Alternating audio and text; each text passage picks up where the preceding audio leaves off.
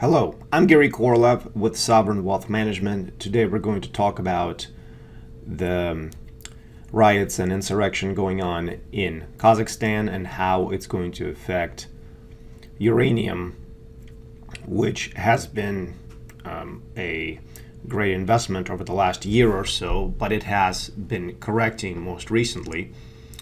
If you look at this chart in front of you, you can see that maybe since around October and September, actually, there was a bit of a correction and it's been consolidating since. Still looks to be quite a bullish pattern most recently, but if we look when the Kazakh news broke of the almost like another Arab Spring happening, the price of uranium jumped 10%. Now, why is that? That's because Kazakhstan is home to Kazatomprom, which is by far the predominant producer of uranium in the world. They produce for about 40% of the world's uranium. And of course, with the energy shortages, especially in Europe, where there is talk about shutting down coal plants, of course, and actively shutting down coal plants, and also talk of allowing or green listing uranium power as green so that it can be classified as environmentally safe and therefore be used to offset some of these shortages. Uranium is likely to become a much more popular fuel down the road around the world, not just in Europe. And that's because, of course, if there's talk of reducing carbon output with energy production from hydrocarbons, you have to have some kind of reliable baseload power. And uranium is likely to be that fuel.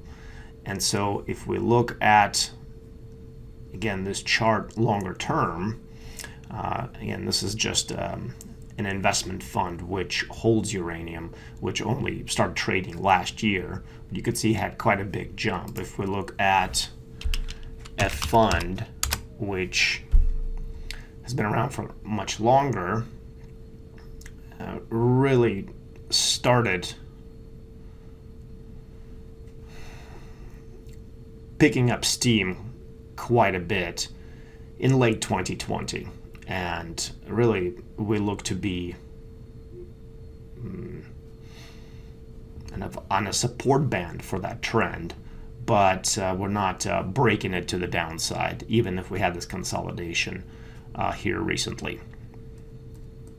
So if we look at what's happening in Kazakhstan, the news is quite dramatic, and it's likely to subside if you're going to have forces of the collective defense organization, which include Russia, come in and quell these protests, and that sounds like it's happening now.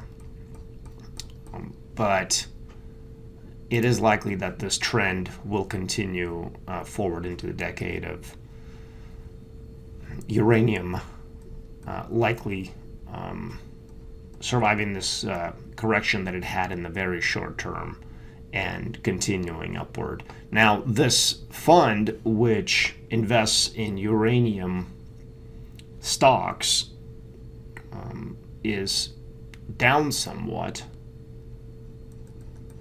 recently versus the uranium itself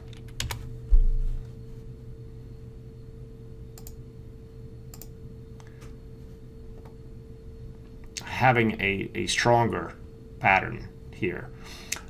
And that's because if Kazatomprom itself being down and being such a big holding of the fund which hold the stocks is going to underperform if you're just holding uranium itself. So when the companies are doing poor because of geopolitical concerns, they're doing poorly, that may affect the company producing the uranium negatively, while the commodity itself actually does very well. So that's another concern, whether you want to hold the uranium itself or you want to hold the actual stock. Of course, none of this is investment advice because I don't know, we don't know your exact needs, time frame, and other factors which would account for whether or not this investment is right for you. So please do your own research or get in touch with us to help you figure out what investments may be right for you. Thank you.